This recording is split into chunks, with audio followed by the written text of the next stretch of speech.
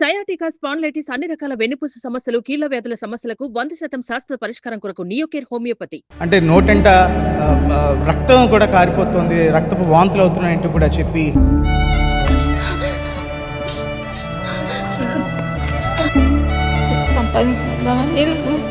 ఇల్లు కూడా లేదు. కత్తిరి తీసుకొచ్చి అక్కడి నుంచి సౌదీ అరేబియా తీసుకొచ్చేసారు 2 ఏడాదిలోకి.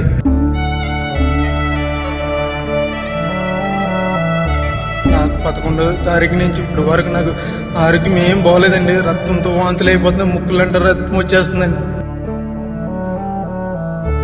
ఎవరైనా పెద్ద మనసుతో నాకు సాయం చేయండి. నన్ను ఈ నరకం నుంచి నన్ను కొంచెం బయటపడండి. 10 రోజుల్లో కనుక నేను ఇలా ఉంటే కనుక చచ్చిపోతానండి.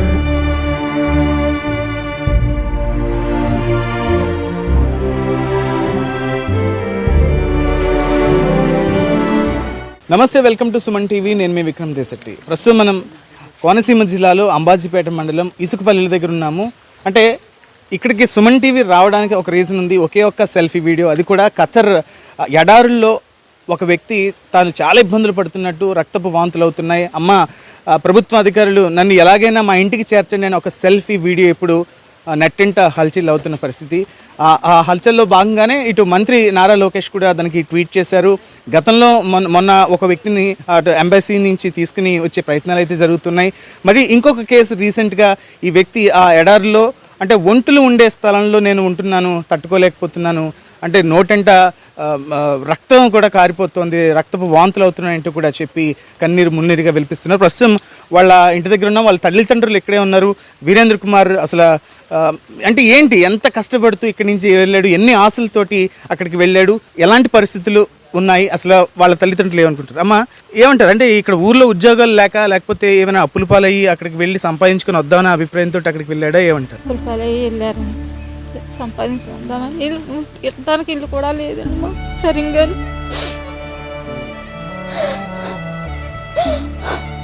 అంటే ఈ నెల 10వ తారీఖున ఏమని ప్రామిస్ చేసి వెళ్ళాడమ్మా అమ్మాయి? 2 సంవత్సరాలు ఎంత ఇబ్బంది అయినా 2 సంవత్సరాలు నేను చేసుకుని వస్తానమ్మా, వచ్చి నేను పెళ్లి చేసుకుంటానమ్మా అన్నాడండి. అలాగ అన్న అబ్బాయి మరి ఇప్పుడు ఇలాగెట్టాడంటే ఎంత నరకం చూస్తే ఎంత ప్రమాదంగా ఉంటే ఎంత ఇలాగెట్టాడండి వీడి. అంటే ఏమని నమ్మి చెప్పారు? అంటే ఏజెంట్ల మధ్యలో ఉంటారు, వాళ్ళు డబ్బులు తీసుకుంటుంటారు, అసలు ఎంత డబ్బులు కట్టారు, ఆ డబ్బు ఎక్కడి నుంచి మీరు తీసుకొచ్చి కట్టారు, వాళ్ళు ఏమన్నారు పంపించేటప్పుడు, ఇప్పుడు ఏమంటున్నారు? ఇప్పుడైతే ఫోన్లు ఎత్తట్లేదండి. అప్పుడైతే మీ అబ్బాయికి ఏం కాదు, మీ అబ్బాయి శుభ్రంగా చేసుకుంటారు, మేము చెప్పిన దాంట్లోకి పంపిస్తామన్నారండి. ఇప్పుడు వాళ్ళు చెప్పింది వేరండి, ఇప్పుడు మా అబ్బాయిని పంపించింది వేరే అయిపోయిందండి. మేమైతే 1,50,000 అప్పులు చేసుకొచ్చామండి, అప్పులు చేసుకొచ్చి కట్టామండి. 60,000 అయితే ఫోన్పే చేయామండి, 80 అయితే క్యాష్ ఇచ్చామండి. ఇప్పుడు ఏంటి అసలు ఈ వీడియో వచ్చిన తర్వాత వాళ్ళకి అసలు మీరు మాట్లాడి ఫోన్లు చేస్తుంటే వాళ్ళ ఇంటికి కానీ ఏమైనా వెళ్ళడం జరిగిందా? వెళ్ళారండి. ఇక్కడ ఒక ఆమె తెలిసిన ఆమె ఆ ఏజెంట్ చూసిందండి. ఆవిడ దగ్గరికి వెళ్తే సర్లే ఏజెంట్తో నేను మాట్లాడుతున్నానండి. ఆ ఏజెంట్కి మా ఊళ్ళు ఫోన్ చేసినా కానీ మేము ఫోన్ చేసినా ఫోన్ ఎత్తట్లేదండి. ఏమైతే నేను చెప్తాను, నేను మాట్లాడుతానని అంటున్నారండి.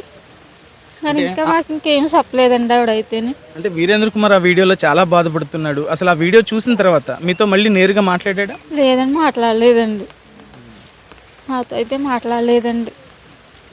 చివరిసారిగా అంటే ఎప్పుడు మాట్లాడాడు వీరేంద్ర?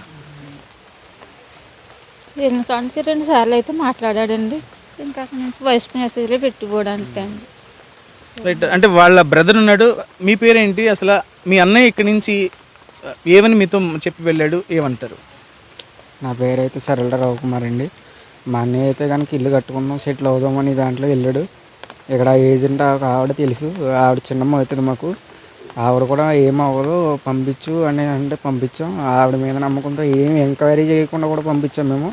ఆడికి వెళ్ళిన తర్వాత ఆడ ఇబ్బందులు చూస్తుంటే ఆడికి వాష్రూమ్ వెళ్ళట్లేదు, బాత్రూమ్ వెళ్ళట్లేదు, ముక్కులోంచి బ్లడ్ వస్తుంది. నెక్స్ట్ పాయింట్ ఏంటంటే ఆడి బ్లడ్ కూడా వస్తుంది, బ్లడ్తో పాటు వాంతి వస్తుంది, బ్లడ్ వస్తుంది అంటున్నాడు. ఆ ఫుడ్ కూడా బాగుండట్లేదు అంటే వాటర్ కూడా ఎక్కడికి వెళ్ళి తెచ్చుకుంటున్నాడు అంటున్నాడు. ఆ వాయిస్ మెసేజ్ ద్వారానే చెప్పాడు, కానీ ఇప్పుడు వచ్చి 2 సార్లు నాకు ఫోన్ చేశాడు, అంతేనండి. అంటే ఏం చదువుకున్నాడు, ఎందుకు ఇక్కడి నుంచి అక్కడికి వెళ్ళాల్సి వచ్చింది? ఇక్కడ ఏం వర్క్ చేసేవాడు వీరేంద్ర కుమార్? ఇక్కడ కేటీఎం షోరూంలో చేసేవాడు అండి. అమలాపురం ఎదురుపిల్లంతో డౌన్లో చేసేవాడు కేటీఎం షోరూంలో. ఈ ఇల్లు కట్టుకుందాం, సెటిల్ అవుదాం అనేసి ఆ అభిప్రాయంతో వెళ్ళాడండి అక్కడికి. అంటే వెళ్ళేటప్పుడు ఎన్నో తారీఖున ఇక్కడ బయలుదేరాడు, వెళ్ళేటప్పుడు అంటే అన్నదమ్ములుగా ఒక అన్నయ్యగా నీకు ఏం చెప్పాడు? ఏం చెప్పలేదండి. నేను 2 సంవత్సరాలు ఉంటాను చిన్న, నేను ఉంటాను, జాగ్రత్తగా ఉండు అని చెప్పాడు. వెళ్ళాడండి. నేను వెళ్ళానండి కూడా ఏజెంట్ అక్కడ ఎయిర్పోర్ట్ దాకా కూడా నేను వెళ్ళి ఎక్కించే వచ్చాను. నేను 9వ తారీఖు నైట్ బయలుదేరాము. ఇక్కడ 10వ తారీఖు ఫ్లైట్ అక్కడ ఎక్కించాం 1 గంటకి. అండ్ 12 గంటల టైంకి అక్కడ ఎయిర్పోర్ట్లో ఉన్నాం. 1 గంటన్నరకు ఫ్లైట్ ఎక్కిన తర్వాత మళ్ళీ నైట్ 9 గంటలకు మెసేజ్ పెట్టాడు, దీపం చిన్న అని మెసేజ్ పెట్టాడు. అంతేనండి. అంటే అన్నయ్య ఇక్కడ ఉండేటప్పుడు కేటీఎం షోరూంలో పనిచేసుకుంటూ ఎంత బాధ్యతగా ఉండేవాడు, తల్లిదండ్రులు మీరు అంటే ఒక చిన్న ఫ్యామిలీ, ఇల్లు కూడా లేని పరిస్థితుల్లో అన్నయ్య ఎలా పోషించేవాడు ఇంటిని? పోషించేవాడండి. చాలా ఆనందంగా ఉండేదండి. ఇప్పుడే బాధపడుతుంది. అంటే చాలామంది ఏదో అక్కడికి వెళ్తే డబ్బులు సంపాదించుకోవచ్చు, కొన్ని అప్పులు తీర్చుకోవచ్చు, లేకపోతే ఇంత జాగా కొనుక్కోవచ్చు, ఇల్లు కట్టుకోవచ్చు, లేకపోతే చెల్లి పెళ్లి చేయొచ్చు, ఇలాంటి ఊహలతోటి వెళ్తుంటారు. కానీ ఈ మధ్య కాలంలో మనం ఎక్కువగా చూస్తూ ఉన్న పరిస్థితి అక్కడికి వెళ్ళి చాలామంది బాధపడుతున్నారు. అంటే ఏంటి, ఎవరైనా వెళ్ళాలనుకుంటే నువ్వేం చెప్తావు? ఎవరన్నా అయితే ఏజెంట్లు వెళ్ళని నమ్మొద్దని చెప్తాను నేను. అంతేనండి. అంటే ఎవరన్నా దగ్గర నుంచి వస్తేనే వెళ్ళాలండి. ఏజెంట్లు వెళ్ళారైతే నమ్మకండి. ఇప్పుడు అసలు నువ్వు మాట్లాడావా ఆ మధ్య వ్యక్తి ఎవరైతే పంపించారో? లేదండి, నా ఫోన్ కూడా ఎత్తట్లేదండి. ఎవరు ఎత్తట్లేదు. ఏజెంట్ నా ఫోన్ ఎత్తట్లేదు. నెక్స్ట్ ఈవిడ పంపింది, ఈవిడ కూడా నా ఫోన్ ఎత్తట్లేదు. ఒకసారి గట్టిగా మాట్లాడితే అంతప్పటి నుంచి నా ఫోన్ ఎత్తట్లేదు. ఎవరి ఫోన్ కూడా లిఫ్ట్ చేయట్లేదు. ఒక 10 సార్లు చేసినా 20 సార్లు చేసినా ఎందుకు చేశాడని కూడా ఫోన్ లిఫ్ట్ చేయట్లేదు. ఇప్పుడు మంత్రి నారా లోకేష్ కూడా ట్వీట్ చేశారు, ఆ సంగతి మీకు తెలుసా? మిమ్మల్ని కానీ అధికారులు కానీ ఎవరైనా రాజకీయ నాయకులు కానీ వచ్చి కలవడం కానీ మాట్లాడడం కానీ భరోసా ఇవ్వడం కానీ జరిగిందా? అది ఇప్పుడు ఇంకా రాలేదండి. నైట్ వెళ్ళింది అంటండి. నారా లోకేష్ గారికి ట్రీట్ అయితే నైట్ వెళ్ళింది. ఆయనకి షేర్ అయింది కూడా నైటే షేర్ అయింది. నైట్ ఆయన ట్రీట్ పెట్టారు. మరి ఇంకా ఎవరు మా దగ్గరికి రాలేదు. ఏంటి మీరు సుమన్ టీవీ ద్వారా మీ అన్నయ్యకి ఏ మెసేజ్ పంపదలుచుకున్నారు, ఏమంటారు? ఏమీ లేదండి. అంటే ఆ అబ్బాయిని ఇంటికి రప్పించేస్తే ఇండియా రప్పించేస్తే ఎక్కడ బతుకుతాడండి. ఇంక ఎక్కడికి పంపకుండా ఊర్లోనే కష్టపడదాం అనుకుంటున్నాను. ఇంకా అంతేనండి. ఏం చదివాడు మీ అన్నయ్య? ఎంపీసీ చదివాడండి. ఇంటర్మీడియట్. Okay, intermediate. అమ్మా మీరు సుమన్ టీవీ ద్వారా ఏమి చెప్పదలుచుకున్నారు? మా అబ్బాయి తొందరగా మా ఇంటికి రావాలని మా దగ్గరికి, అంతే అండి మాకు కావాల్సింది. ఎవరైనా ఇలా వెళ్ళాలనుకుంటే మీరు ఏం చెప్తారు వాళ్ళకి? ఏజెంట్లను అయితే నమ్మి వెళ్ళొద్దు అంటామండి. ఎవరైనా దగ్గర వాళ్ళు వెళ్తాం. నా కొడుకులాగా ఇంకెవరు మోసపోవద్దని కోరుకుంటానండి నేను. అయ్యా మీరు చెప్పండి, మీ అబ్బాయి అంటే మాట్లాడలేని పరిస్థితుల్లో వాళ్ళ నాన్నగారు అయితే ఉన్నారు, తమ్ముడైతే కుమిలిపోతున్న పరిస్థితి. ఎందుకు ఇక్కడే చక్కగా ఆనందంగా ఉండేవాళ్ళం, ఏదో అంటే 2 సంవత్సరాలు అక్కడికి వెళ్ళి అని నేను వస్తాను, 2 సంవత్సరాలు కష్టపడతాను, మనం ఒక ఇల్లు కట్టుకోవచ్చు, చక్కగా హ్యాపీగా ఉండొచ్చు, దానికోసమే నేను వెళ్తున్నాను, ఎంతైనా తట్టుకుంటానని చెప్పిన వ్యక్తి ఈరోజు ఆ ఎడారిలో ఆ మండు టెండల్లో ఒకవైపు మొత్తం మోషన్ రావట్లేదని, లేకపోతే నోటంట రక్తం వస్తుంది, తాగడానికి నీరు లేదు, తినడానికి ఆహారం లేని పరిస్థితుల్లో ఉన్నాను, ఖచ్చితంగా నన్ను ఆదుకోండి అంటూ సెల్ఫీ వీడియో పెట్టాడు. సుమన్ టీవీ సాక్షిగా అందరూ ఒకటే కోరుకుంటున్నారు, ఖచ్చితంగా మళ్ళీ వీరేష్ వీళ్ళ ఇంటికి చేరుకోవాలి, ఎలాంటి ఇబ్బందులు పడకుండా ఇక్కడికి వచ్చిన తర్వాత హ్యాపీగా ఇక్కడే ఉండాలంటూ కూడా చాలామంది కోరుతున్న పరిస్థితి. కెమెరా పర్సన్ అరుణ్తో విక్రమ్, సుమన్ టీవీ, చంద్రపూర్ నుంచి. అంటే నోటంట రక్తం కూడా కారిపోతుంది, రక్తపు వాంతులు అవుతున్నాయంటూ కూడా చెప్పి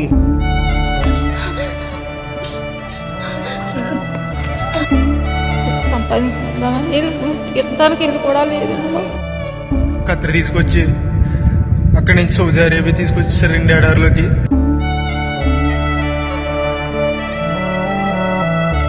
నాకు 11వ తారీఖు నుంచి ఇప్పుడు వరకు నాకు ఆరోగ్యం ఏం బాగోలేదండి. రక్తంతో వాంతులు అయిపోతుంది, ముక్కులంటే రక్తం వచ్చేస్తుందండి.